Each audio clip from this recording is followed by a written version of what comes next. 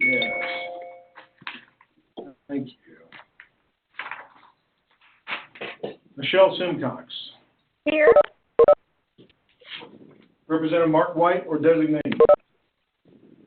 Yes, this is Patrick Boggs and Paul Marsh for Chairman White. Thank you for being here, Patrick. David Connor.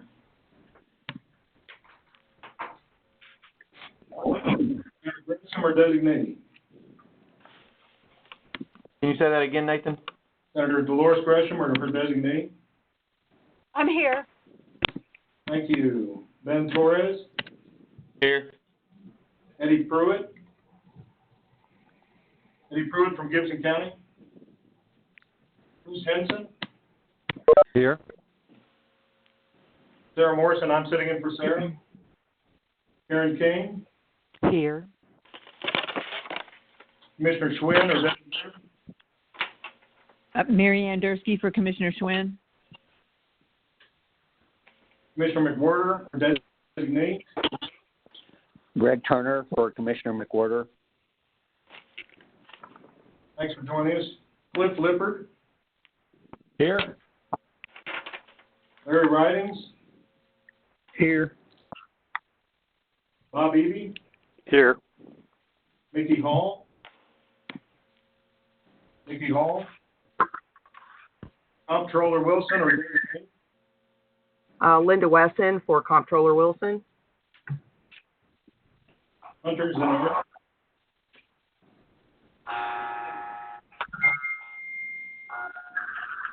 Dale? Dale is texting, so I know he'll be joining us. Yes, I'm here. Okay. Mayor McDonald? Mayor McDonald, Department? He and I were just speaking as well. I know he'll be joining. Peter Muller, designee. House or Senate Budget Office. Bobby Cox from Warren County. Here. Madam Chairman, you have a quorum.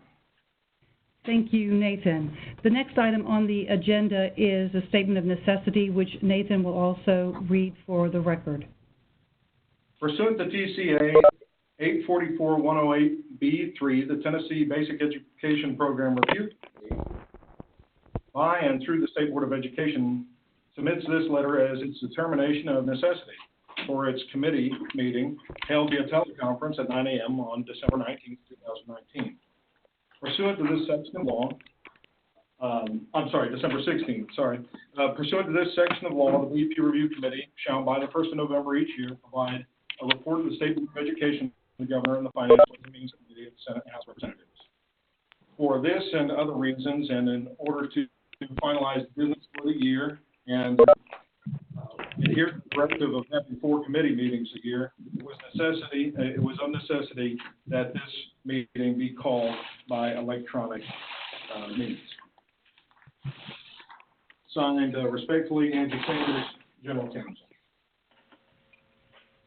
Thank you, Nathan. I think it would be wise if we just take a moment and go back and have the individuals that joined us after we started the meeting to let us know that you're here. So I know we missed a few people initially when we were doing roll call. So Nathan, would you just pick up on the few people that did not respond that they were here at the beginning of the meeting?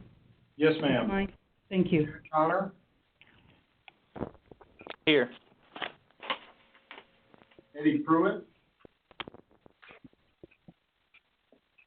Hunter Bernardi?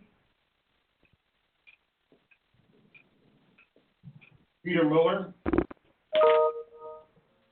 House or Senate Budget Office? Mayor McDonald? Here. Great.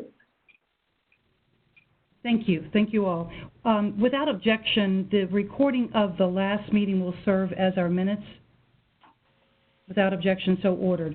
The next item on the agenda is the open meetings law. We have our general counsel with us. That patient is Ms. Angie Sanders. I turn it over to you.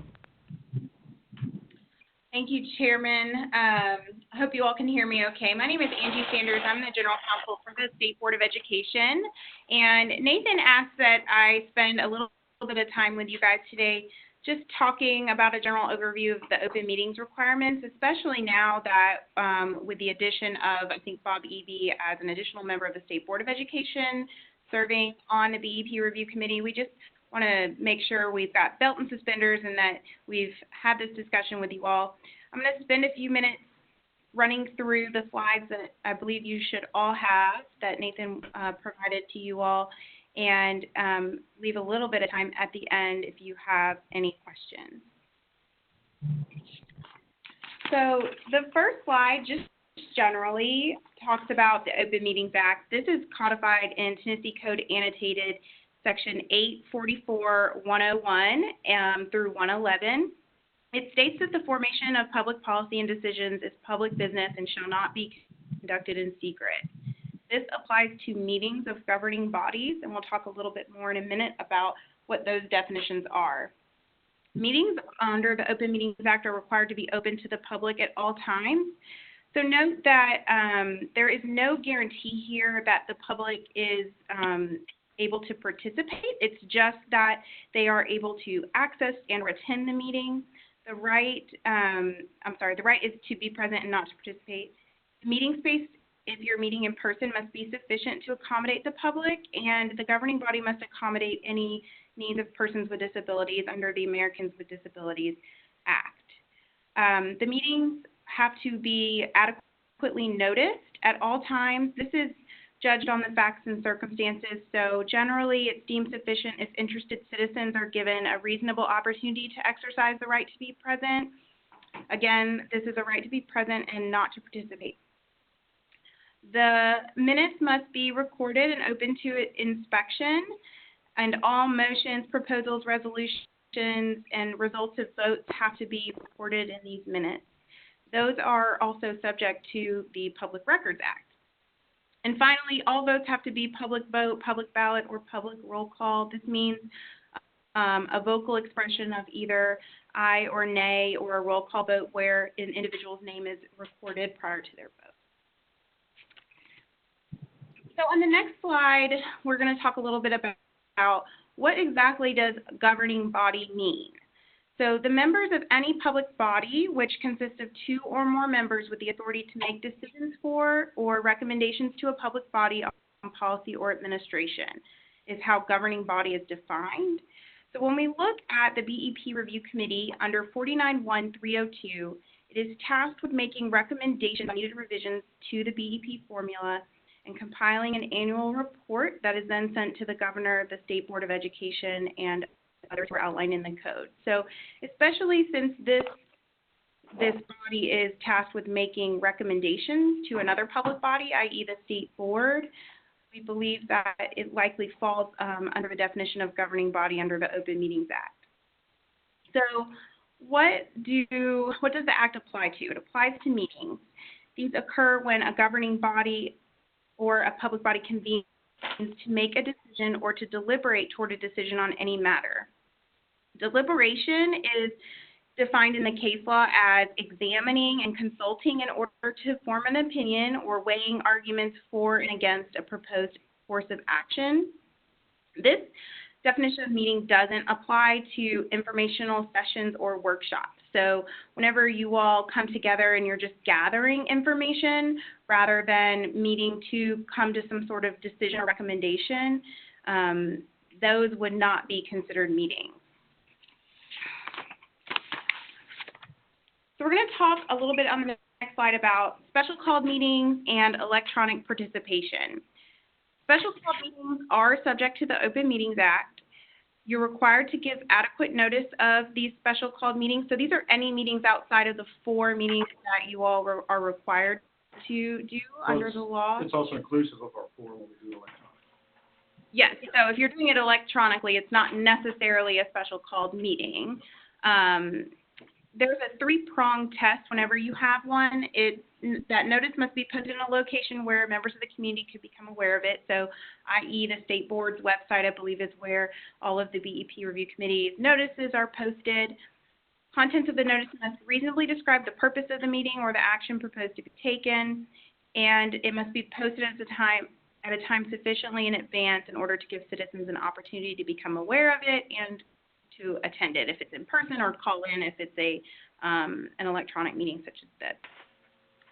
If a physical quorum cannot be present at a meeting, then it is possible to allow electronic participation by the members if the body determines the matter is urgent and necessary. So, for example, this meeting, you all have made a determination that a necessity exists such that you need to conduct the meeting electronically and that you couldn't assemble a quorum in person to have this meeting. So as you saw, Nathan read a statement of necessity at the beginning. That is read into the record, and it must be filed with the Secretary of State's office within 2 working days after the meeting. And it has to sufficiently state the reason and what the necessity was. It needs to state who was participating in the meeting. Nathan and I actually will work on compiling that letter and getting that filed with the Secretary of State as soon as today's meeting is over. When you're having participation by electronic means, the public must be able to hear all members participating, and all votes must be taken by roll call. Now, a note, if you were to have an in-person meeting and a physical quorum was present, there is the possibility that other members of the body could still participate electronically. However, in that case, the people who were participating electronically would not be able to be counted in the quorum. All right, so go to the next slide. So a couple of exceptions to the Open Meetings Act is chance meetings. First of all, these are incidental or unplanned encounters by 2 or more members. They're not considered a violation unless they evolve into and/or are used to decide or deliberate public business, which we talked about that definition a couple of minutes ago. However, the caveat is you can't use a chance meeting to deliberate public business in circumvention of the Act. You also, the statute is very clear, cannot use email to circumvent the requirements of the Act by deciding and deliberating public business via email. So you can if you run into each other somewhere and have discussions around things that may come before the BEP review committee, but you're not coming to any sort of a decision on how you would vote, then you wouldn't necessarily be violating the Public Meetings Act. Additionally, meetings with an attorney for the BEP review committee would be considered an exception to the Act where the attorney is giving you all advice, for example, on options. But when you're coming to a decision about a specific action to take, then you would have to do that in an open meeting. So you couldn't make a decision with your attorney in a closed meeting. You would have to actually make the decision in an open meeting. So I want to hit really quick on an Attorney General's opinion that came out in 2012 that I think is really instructive, and it hits on a question that we get a lot, especially from state board members, which is around, can we still go out to dinner together? Can we share a meal and casually discuss business that may come before our body? The answer that the Attorney General gave in this situation was, the best advice is, while 2 or more members may share a meal together in which public business is discussed, such discussion should not constitute deliberations, i.e., again, examining and consulting in order to form an opinion or weighing arguments for and against a proposed course of action. I'm happy to send this Attorney General's opinion to you all. I don't believe that you have it in your materials just yet, but I'm happy to follow up with that. Essentially, the AG said, this is a very fact-intensive analysis, so there's really no silver bullet in terms of if you do X, then it wouldn't be considered a violation of the Open Meetings Act. The takeaway from this is to be very careful in these situations. If you're just gathering information to inform future decisions, that's generally okay. But when you're discussing how you will vote on something or weighing arguments for and against and having the type of discussion that would really be something that would need to happen in an open meeting, then you need to try to reserve that for the open meeting and stay away from those discussions at a dinner, for example. Securing a violation, the question is so what happens if we determine that someone accidentally, a couple of members got together and there was a potential violation of the Open Meetings Act? The statute says that a violation may be cured by a new and substantial reconsideration of the actions. So this is essentially doing it over in a public meeting following all the requirements of the law that would cure any violation of the Open Meetings Act. So with that, I think I have a few minutes. I can answer any questions that you all have. Additionally, if you think of anything and you want to follow up with me offline, I'll make sure to mention my email at the end of this, and you all can follow up with me as well. Are there any questions or comments for Ms. Sanders?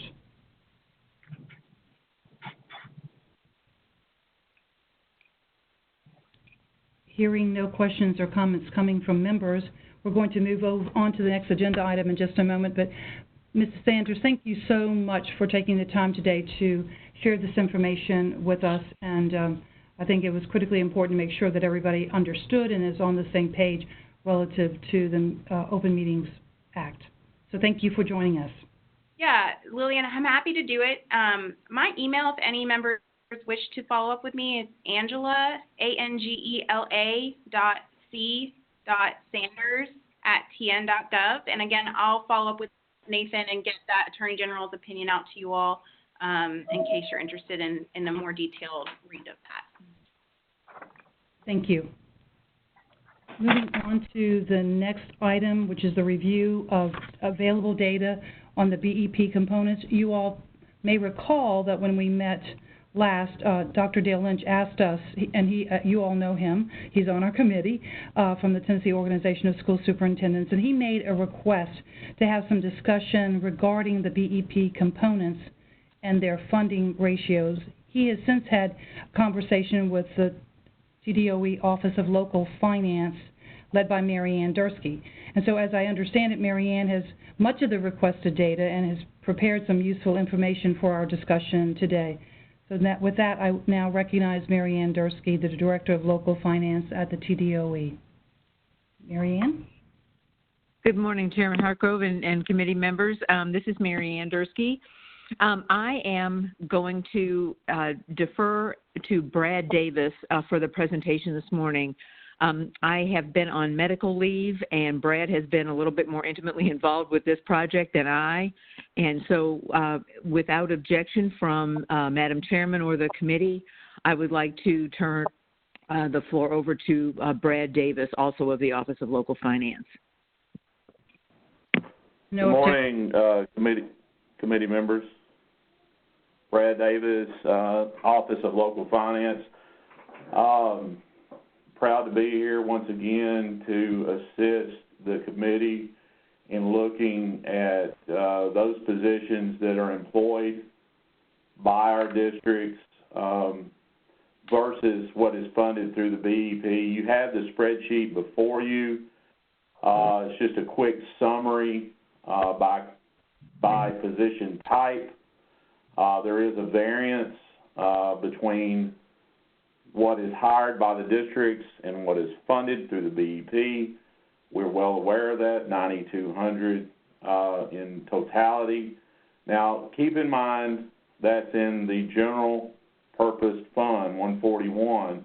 That does not include the federal, and I've got the federally funded out to the side, which is another 3,500 for a total employment of 76,500. And appreciate the question from TOSS and others across the state to have the opportunity to take a deep dive into these FY19 positions. I have just barely started on looking at other of the 45 components. It is a massive undertaking. But something that we are glad to do as we have time. So with that being said, I'm just going to open up the floor or defer back to Nathan or the chair lady for questions, and we'll do our best to try to answer those. Thank you. Madam Chairman, Yes. this is Mayor McDonald. Good afternoon, everybody, and Merry Christmas. I have a question regarding whether or not the class size mandated teachers that are not in BEP are included in these numbers. They're in there, yes, sir. What particularly is your question? Well, I would like to be able to see those numbers broken out because while they are mandated, I do not believe they're funded. And so they kind of end up in the locals variance, but they're mandated. And therefore, by being mandated, I believe they should be funded. Well, with all due respect, sir, remember the BEP is a funding formula, not a spending plan. And if you look at the how-to sheet on your BEP sheet for Bartlett, we do fund towards class size averages. Granted that you would hire more in some areas. There is a detail by district on a second sheet. I don't know if Nathan provided that, but I did provide it in the email and would be glad to discuss this offline through TOS or whatever to arrive at your question. Maybe Nathan could help me with this, or Director Lynch. And Nathan has now, or Elizabeth, has displayed, if you logged in through WebEx, you can actually see the details by school district, county or a special school district. So you can see the details, and I know it does show how many are actually employed by each of the school districts, and then it shows what is funded by the BEP, and it shows the variance. And when you get into the granular detail, and you go across the entire list of all the different positions, there are some where the districts are actually employing less in some categories and more in others. And so I'm just going to say, for example, there was one district that had 0 social workers, but they were funded for, I believe, somewhere around 5 or 6. We would remind everyone to mute your line when you're not speaking directly. As soon as someone unmutes their line, it's causing problems for everyone else.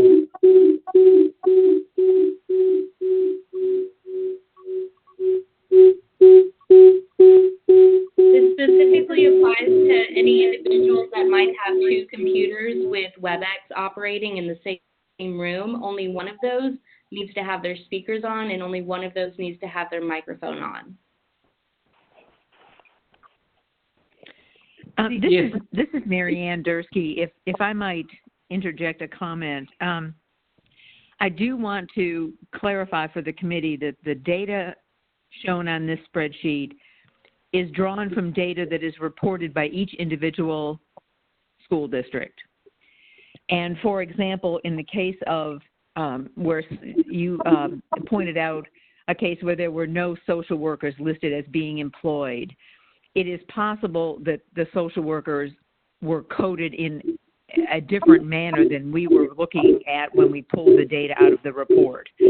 We are still working with our districts to ensure that they are reporting this data uniformly and in alignment with the assignment codes that we have, so that when we do reporting like this, it will hopefully over time become more accurate. So do take that into consideration. And then if I might ask a clarifying question of Mayor McDonald, I believe you are looking for, let's say in the area of second grade teachers, you're looking for the number of teachers that the district had to hire in order to meet the class size reduction that may have been over what was funded, versus other teachers that they hired on a voluntary basis to further reduce the class size. Is that correct? That's correct. Okay, thank you. We'll have to do some internal study to see how we might pull that out. But we'll certainly take a look at it and work with Nathan and Mr. Lynch to see what we can do for you. Yes, because I think we said, go ahead. Paul, may I ask a question? So who's ever on their cell phone, please, if you're not speaking, mute the line, or it shows up. And I believe that was Dale that's trying to speak. I apologize. I think I said mayor. That's okay. This is Dale at Toss. May I interject? Yes, please do. I want to be first to say thank you to Brad and to Mary Ann because this is incredible data. I do truly feel like it's Christmas and we've gotten what we've asked for. Now, it's like anything else. With the more data you have, the more questions you have. So I do have a few questions. May I address those to either Brad or to Mary Ann? Yes, please proceed. Okay. Again, thank you for this because I think this will allow us to spend some time looking to see exactly where some of our most critical needs are. One thing I would share to the committee is, like, for instance, you had mentioned social workers. A lot of districts, and when you give this information to districts, they know this far better than most of us. You mentioned social workers. Well, many districts may not employ social workers. They may use their BEP funds for contracted services. So it might not necessarily be a need to employ positions, but they provide those services in other ways. That's why it's so important to give local districts that flexibility. And so when you see a zero, don't think that they don't necessarily have the services for the kids. They just might do it in a strategic way, different in West Tennessee or Middle Tennessee, or different by district. A couple questions I would have is, what's the difference, or why is there a difference, Brad or Mary Ann, in the breakdown on grade levels? Like, you have grade level 4, and then you have 5 and 6, and then 7 and 8 and 9 through 12. Can you speak to that for just a minute? Well, this is Brad again, Director Lynch, and thank you for those kind words. Definitely, I tell you what, this is an eye opener. So you're talking about grade level differences. Well, we're just trying to follow the BEP, because you earn positions K3 and 4 and 5, 6. So that's why we ask districts to code at those specific levels. And then you have to dive into TN Compass and make sure it all aligns. And it does get pretty persnickety at times, if you'll allow me to say that. So as I reiterate the point that Mary Ann made, the data is only as good as what the district's input into TN Compass, and we try to consolidate all that information and get it back to you guys so that you can make informed decisions. So, Brad, that's what I would have thought too, except the grade level, and maybe this is a conversation we have offline, but the requirements are K through 3, and then 4 through 6,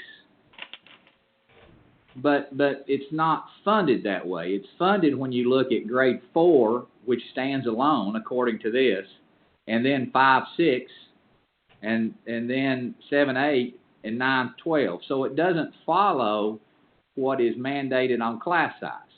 That's why it kind of threw me off. Yeah, I'm having a hard time at this point going back through all that. I'm looking at the how-to sheet, and you are correct, and I'm trying strictly to follow that. There is a reason behind that, and it may have something to do with PE or something like that. Maybe Okay. not. Mary Ann could probably interject here. Yeah. So. Yeah, they're broken apart like that because in some cases we need K4, in some cases we need K6, and so they're broken apart, and yet each grade level or subgroup of grades is funded based on the class size average that we are shooting for. Okay. When it says grade level, like for elementary art, elementary PE, what grade level are we referring to? What is the grade, when it says grade level and it says elementary art, what does elementary mean? What grade level? Wow, fantastic question once again. I have to refer back to the how-to sheet because the feds say that elementary is K-8, but in the state of Tennessee, on the how-to sheet, art is K-6 and music is K-6, and then you got so on and so forth. Okay. So is it K-6 or do we know? As best we know from the districts, that's our intention. Okay. So that's what they, okay. I'm looking at the BEP workbook, and for elementary art, it's K6. It is K-6. Yes. So when we would expect the school districts to input in 10 Compass K-6 teachers. That is correct, and if we have to, see, it gets very granular, and, is that art teacher really teaching 7 through 12? Perhaps, and do we have a code for that? Yes, we do, but it might be something different, so it gets very granular. Right. I've got one other thing, and I'm going to be quiet and let others speak. I noticed the largest variance when I looked at this was elementary PE at 44%. 9 through 12 was at 23%, which simply means that in this document, school districts across the state are spending more local dollars to hire elementary PE teachers and high school teachers than any other of the components listed on this page. So I just call that to the attention of the committee. And again, great work. I know there's going to be a lot of people that are interested in this, and thank you for the time that I know that took to produce this. Madam Chair, Yes. this is Bobby Cox, Warren County. Yes, Bobby. Just wanted to make one comment, if you don't mind. Please go ahead. First of all, again, thank you to Brad and Mary Ann for this. I think this is great, and Dale for asking for that too. I think it's great information. One thing that I did, ask Mary Ann via email after I reviewed the spreadsheet was on the category of supervisors of instruction. Ours in Warren County was listed at 15, and I knew for sure we didn't have 15. So just asked her the question of how that was coded. And we have instructional coaches that are teachers that are in our schools. So that was coded in that way in 10 Compass by our folks. So, that pulled, I'm assuming, as supervisors of instruction, and it appears to be at the district level, but they're not. So, again, as we kind of look through this data, which is excellent, that gives us at the district level, or for sure me at the district level, the opportunity to go back and get that more accurate as we go forward. But just wanted to say thank you to Mary Ann and Brad and Dale for this. This is good information. Bobby, this is Lillian. A question for you then. When you talk about the supervisors of instruction, you have a lower number in the district. The instructional coaches, do you know, and perhaps the answer needs to come from Mary Ann or Brad, do you know if your people are using the code for supervisors when they're entering the instructional coaches' information? I think that's probably what they did. I think they probably, they're not actually, they didn't list them as teachers, and they're not principals. They're instructional coaches. So they probably put that under, district or instructional staff, or miscoded that somehow. So I'd have to go back and look and see. And, Mary Ann was very good to send me a list of those, so I know exactly, who those people are and how they were coded. So I'll have to go back and look at that and see. But that might affect some of the numbers with other districts as well. Thank you for that. Can I interject? Please do. Interject. Go ahead. It looks like, thank you, Director Cox, that you did have 2 supervisors of instruction coded strictly as supervisors of instruction, but you've got a lot coded to Code 96, which is a school curriculum coordinator. Right. Quite a few of those, maybe 10 of those. Yes, that's right. That's what we have. They're instructional coaches that are in schools. Good deal. There's another code for that, but we can talk later. Okay, that's where I figured we probably had those miscoded. But yes, we have 2. I would love to have 15, but we have two at the district level. But just wanted to make that point, but I think this is great information and gives me as a superintendent, really the ability to go back and really, get very granular, like you said, into that and make sure that, we have everything coded the way we need it coded. So then, Bobby, you're saying that you received information directly from Mary Ann to help you in that regard. Mm-hmm. I'm sitting here wondering, are there other districts that may need to receive that information as well? And Mary Ann, you would have to say if that's how feasible that is, how challenging it would be to do that, because it just makes me think, Bobby, you needed that information. Surely there are others that perhaps need that same level of data. Well, I don't want to flood Mary Ann's email, but, that was just a question. She's very good to respond, but I just reached out to her with that question because I knew we were going to talk about that today. Yeah, this is Mary Ann. That data is certainly available. It would take some time to isolate it for each individual district, but it is there. It was in the raw data, that we pulled to compile the summary report. Again, it's a matter of, time and capacity to pull it together. Okay, I understand. And then just from a training and educational perspective for folks in the districts that are working with the BEP, and sometimes it's probably the director of schools or a data person within their system, I know that there are core offices and resources that certainly can help in many regards and do.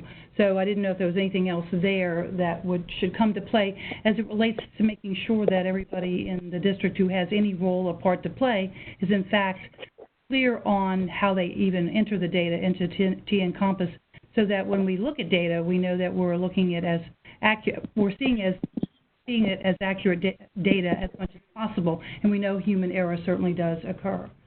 So I just say that to say I don't know how often training takes place. There's certainly turnover in resources within districts. So I think anything we can do to help them make sure that the information that's entered is as accurate as possible. May I interject for just a second? Yes, please proceed. And I don't want to create more work, but we love this work, and there are 6 regional finance consultants across the state that can help and assist finance directors and superintendents in with this data. And let me not forget that there's Mary Ann and me. We have a staff in Nashville as well, Karen Justice particularly, that can help you dive into the TN Compass. She knows TN Compass inside and out. So don't hesitate to look to her as well. I think the other piece to that, Brad, is how do people know? I mean, I apologize for this question because I'm sure there's frequent communication with the field, with the districts, to ensure they know who their resources are. But is there a periodic, is it once a year, every other year, once a quarter? Who would know how frequently the districts are aware of who their resources are? Because, again, it gets back to changes and things of that nature, turnover. This is Mary Ann. We are in contact with the district personnel who work on the TN Compass reporting a minimum of twice a year. There are 2 times a year when reporting is due to the state. And at that time, they're given instructions and they are told that their point of contact is primarily Karen Justice. She typically handles questions as they're putting the data in. We also had sessions on TN Compass reporting at the recent Tennessee School Business Association conference that was held in November, and we discuss it at our spring fiscal workshops as well as at regional finance meetings. And as a matter of fact, while we were talking, I've made a note that we need to begin working on some sort of formal resource that we can publish to districts that would give them something they could, perhaps refer to when there's not a specific training opportunity involved. But we do try to reach out to them multiple times a year. You make an excellent point, though. It's never too much to reach out to them, and turnover is an issue in districts. There's constant retraining that's needed. Thank you so much for that, Mary Ann. I like the concept of the formal resource guide that you could publish, and I know you all do a great job, and a lot of due diligence goes on behind the scenes with all of this. So, I thank you so much for what you've done up to this point in time in our discussion, and I'm sure there are other members who may have questions or comments for you today. Madam Chair, this is Bob Eby. I've got a couple of questions and clarifications. Sure, please proceed, Mr. Eby. Thank you. First, let me say the same thing everybody else. This is unbelievable data that is really valuable and allows us to get in deeper into the situation. My question is, under the employed column, does this include open positions, or I know we just recently talked about the shortage of teachers. Does this include those positions, or does this just include the positions that are actually employed, doesn't include the shortage? Sir, thank you for that question. It was a pleasure to be with you guys last week. It does not include any open positions unless, and there may be some reasons, like if somebody is on maternity leave and you leave them in there in the system, but for the 90% of this, 95% of it, it is strictly employed. Okay, and the BEP is the formula based on the number of students, but the employed column is up to the districts then. So. That is correct. Okay, thank you. I will say this, is that when you look at it, and I think that's why it's important to have this granularity. I first looked at it and I said, wow, 10.7% variance. That's fantastic, because it is supposed to be a shared program, but then you have to look at the individual positions and see the areas where there's concerns, and I think they've already been brought up with regard to the teachers, 23.3% for 9 through 12, et cetera. So good data. Thank you. Thank you for that comment, Bob, about the 10.7%. We can look at that and be proud as a state that we are having such a small variance. And to your excellent point, yes, that will vary. Well, there are some significant variations from county to county, but overall, I think Tennessee has done a great job when you look at the total variance across the entire number of districts. So thank you for mentioning that. Are there any other comments or questions?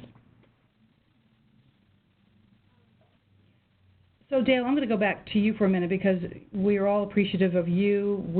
This data is exactly what we needed. I think we agreed that we needed some more, and I just want to clarify from your angle, representing all these districts in your capacity as Executive Director of TOS, is there anything else that you want to draw to our attention, draw to Mary Ann and Brad's attention for next steps, and anybody else for that matter?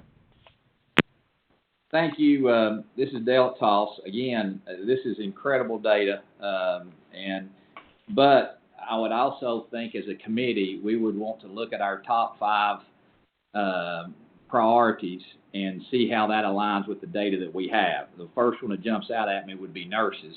And I know nurses is one of the areas that we have not, that Brad and Mary Ann and their team have not dug into yet. That's on the classroom component side. But I think that's a perfect example of, we need to know what the BEP funds, how many are employed by districts, and of course, if they're providing those services through contract services, we won't have that information. But I think that would be one of the other employees that, we have said this year that is at the top of our list is the State BEP Review Committee. So I know that work will be happening, but that's just one that jumped off the page at me. Again, I also look at our ESL teachers, and if you look, and I've looked through all these district data on the detailed state and local sheets, you'll see that I don't know of any district that has ESL teachers at the same rate that they're funded. So even though the state recognizes and funds more positions than what local districts have, it's not because local districts choose not to have ESL teachers, it's because they're not out there. So that's another conversation I know that we can have because of this data. But again, thank you for sharing this, and just bring that to the committee's attention. Thank you, Dale. Any other comments from members regarding this topic? or any other data that you want to see that's not here today? Madam Chairman, this is Nathan. I would just say, we've got to say as a State Board of Education that, Mary Ann and her team they've been such important partners to this work. The amount of hours that they put into running different scenarios, to getting the questions answered, that takes some real special dedication. And everybody, of course, has said that this is great data, it's great information, but this kind of brings to the forefront about umpteen dozen different conversations that happen in between the second week of October and our deadline every year. And so if I didn't mention that, to say, hey, this committee really owes some plaudits there, I wouldn't. Nathan, certainly thank you for saying that. It should not be without question. It must be a constant reminder to ourselves and to Mary Ann and Brad for the great work, the excellent work that you do on behalf of the BEP Review Committee and certainly the TDOB. So we cannot thank you enough. We count on you for your expertise, and you're sinking your teeth into the details of the formula for us and keeping us on point and educated appropriately. So there's no way we can thank you adequately. So thank you, Nathan, for bringing that to the forefront for this discussion, because not everyone has this level of expertise, and there's no way we could do this review and this committee work without your knowledge and expertise. So thank you so much for that. Are there any other questions or comments before we move away from the BEP components discussion? This is David Connor. This is, like everybody else has said, tremendous data. I wonder if it's certainly going forward, if not looking back in any way, if we can take a look at this on a longitudinal basis and track over time. I mean, if we're at a point where we're hiring 187% more assistant principals, has it always been that way, or is that a new trend? Or are some of these categories like ESL, if we're behind in the number of ESL positions, is that going down? Is it catching up? I think it'd be useful to know over time what trends are out there. I think you make a great point. Mary Ann, Brad, what would you say to that recommendation? Is that David. Data there? I hope so. David, thank you for that question. You're always leaps and bounds ahead of me when you're looking at this stuff, and I appreciate you doing that because it really does help out the locals. It's certainly something that we could look into, but we're going to have to prioritize this stuff and see what's needed first. And I would say that is a need, but it's going to have to be later. And my goodness, no, we've got a lot of stuff on our plate right now, but we certainly, if you've got a specific question, we'll be glad to look into it as time allows. I think we might be losing some people, but let me just say this, Brad, in thinking about what David said, is it possible then to hone in on the areas where the gap appears to be higher, significantly higher than some of the other areas? Can you just do that, hone in on? Yes, ma'am, if that is the wish of the committee. Well, we don't know your day. We know that you're incredibly busy. So if there's something that we ask, I think it would also be wise, as you did earlier, we have a lot on our plate. Would it be difficult to pick out, maybe it's the top 5 that the trends have been, or we think it's a trend, it may have been this way historically. Is it possible to choose, even if it's not 5, even if it's 2, just to give us some indication? Would that be difficult to accomplish sometime next year? We're not saying exactly when, but does that seem reasonable? Yeah, well, absolutely. Love to do it. You just let me know what you want us to do and clear it by Mary Ann, and we'll get on it. Did Mary Ann have to leave? No, I'm still here. Yeah, I think that's fine. I think we'd want to work with certainly Nathan or yourself Chairman Hargrove, to make sure that we're looking at the positions that are most of interest to folks. I mean, I think assistant principals jumps out, and the EL teachers, so perhaps are the biggest two, I think. We can certainly do that, and if anyone on the call today in the meeting here with us wants to certainly weigh in, we can certainly work with Toss, with Dale, and David, if you would like to give some guidance on that from your perspective, that would be great. Lillian, this is Karen King. I think probably what we're seeing is a photograph of what the BEP has in it, and then we're seeing a photograph of reality in these LEAs. The data that's coming from the schools, that's the reality of where the positions are. Now, maybe probably in social workers probably wear multiple hats, and I can speak specifically for Sevier County, and then looking at these other schools where it says that they do not have a social worker. Social workers are probably doing dual duties and are merged in there. So maybe, Miriam, when we do the recipe for how we want to put these folks in T and Compass, is to maybe even prorate those positions, because probably have social workers and multiple people sharing those positions. But in reality, for instance, the assistant principals, just due to the nature of running a school system and with the nature of the assessments and evaluations and discipline and all of the other opportunities that we now have for principals, the necessity of assistant principals has automatically gone up as the demographics and the requirements of what we do in a school change. So that's, I think this is a really good thing. The data shows the transition between reality and the formula. So I think that's, at least from a LEA standpoint, or a person who's actually with the other superintendents working in the schools, this is what we have to run a school.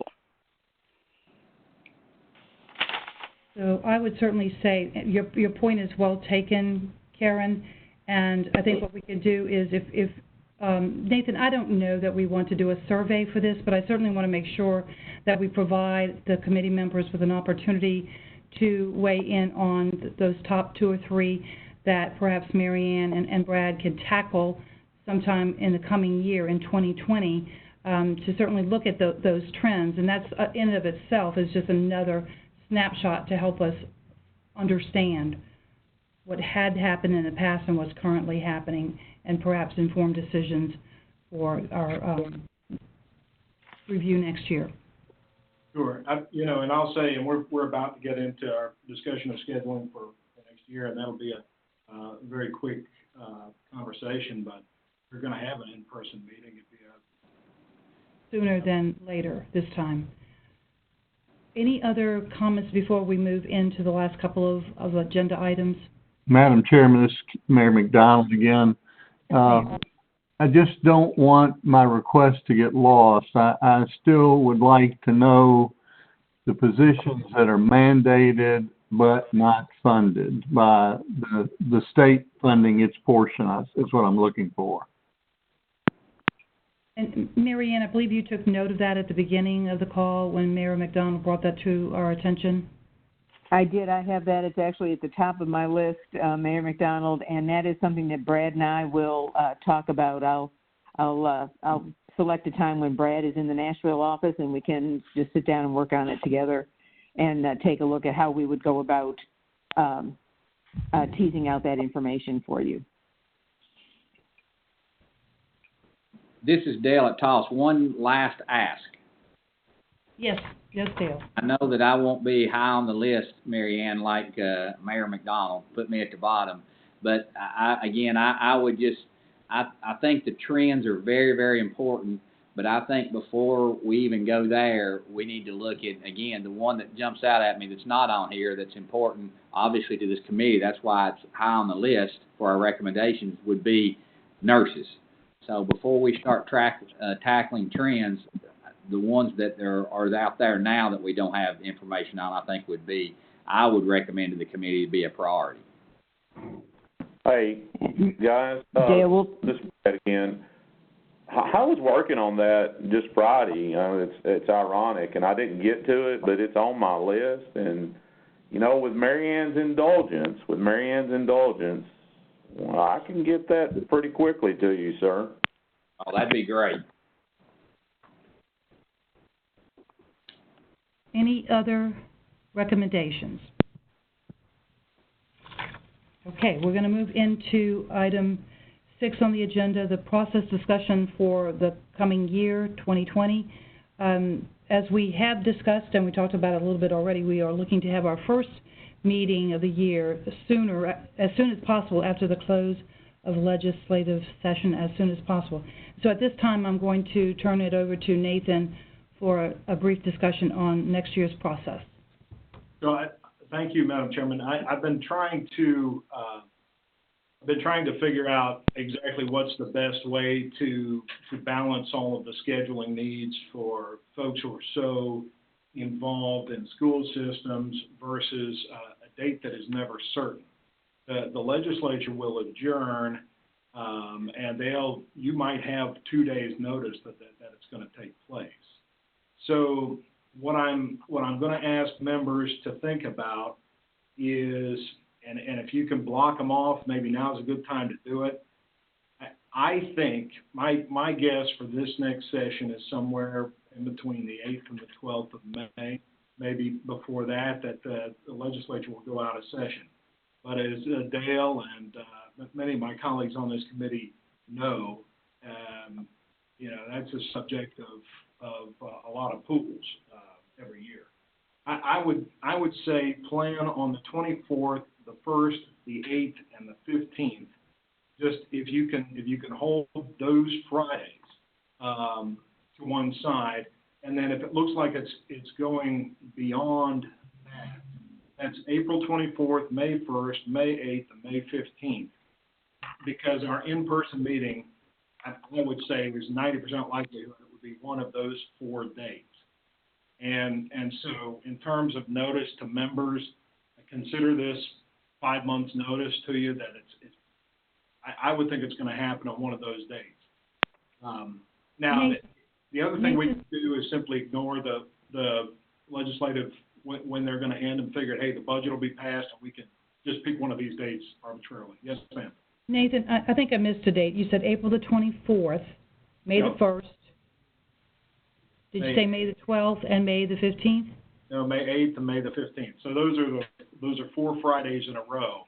Okay. I think it's very likely that our meeting would be on one of those dates. Okay.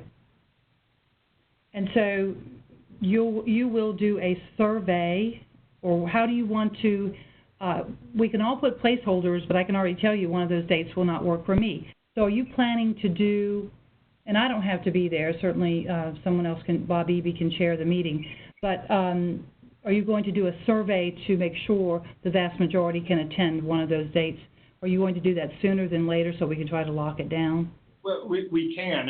And also, the thing is, like Dale Lynch, for example, I mean, if the legislature ends up winding up its business on Saturday the 9th, as it sometimes does, or on the evening of May the 8th, and we have selected that as our day, Dale is probably only going to be able to make a perfunctory appearance because, and the same thing with the other folks who work at the legislature or on Capitol Hill. You never have any idea what is going to happen the last 2 days of session. And if you're not there, the whole world can be turned upside down. Tell me if I'm wrong about that, Dale. You're exactly right. So that's why it's hard to schedule that meeting the same way we do others. So, I mean, we can pick an arbitrary date and just recognize that we may not actually be able to get a physical quorum for it. So how would the committee like to proceed? Well, this is Lillian. I have a recommendation that you attempt to find the best possible date that the majority are available, and it may be subject to change. We all understand that we would want to meet after the legislative body is out of session. So that would be my recommendation, but I'm one person. So let's hear if that's suitable for everyone else. Because I'm concerned that, in the vacation planning process, we may lose more people than we would want to for a meeting, realizing it may shift anyway. But the request of the committee was to try, especially those that are from schools, districts, to do it earlier rather than as late as we've done it in the past. Sure. Any other opinions? This is Bob Eby. Willie, and I think you got a good suggestion there. Thank you. Thank you. I concur. Thank you. Okay, I'll send out a survey with those 4 days, and if Ben, if you could just let me know if we're cool to come to your house again to have this particular meeting. Yeah, I'll look at those dates and see what we have going on. That would be great, and and with any luck, we'll pick one, and it'll just work out then. Sounds good. Well, I know the hour is getting late, and it's time to adjourn the meeting. But first, I do want to say thank you all so much for your service and the work you do on the BEP Review Committee. I do also want to wish you all the best for the holiday season, and if you celebrate Christmas, Merry Christmas and Happy New Year, and we stand adjourned. Thank you all so much. Have a good day.